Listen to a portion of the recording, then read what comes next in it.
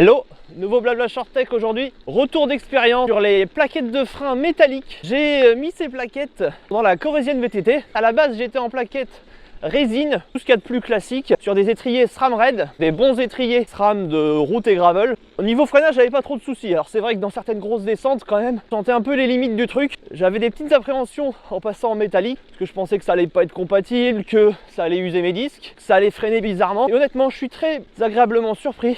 Alors ce que j'ai pu remarquer, c'est qu'il fallait un petit coup de freinage ou deux avant que le freinage soit parfaitement efficace. Alors ça va très vite, hein. Sur une descente, en quelques secondes, c'est bon, vous avez un bon freinage. Par contre, c'est beaucoup plus puissant sur les longues descentes que la résine. La résine, c'est assez mordant.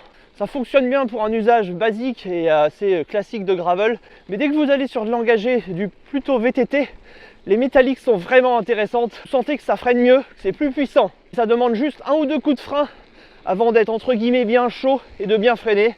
Si un jour vous voulez changer de plaquette et que vous faites un usage gravel un peu engagé, un peu VTT, n'hésitez pas à tester les plaquettes métalliques. Moi j'en suis content. J'ai mis la marque BBB sur mes étriers SRAM Red. Allez, je continue ma sortie. On se dit à la prochaine.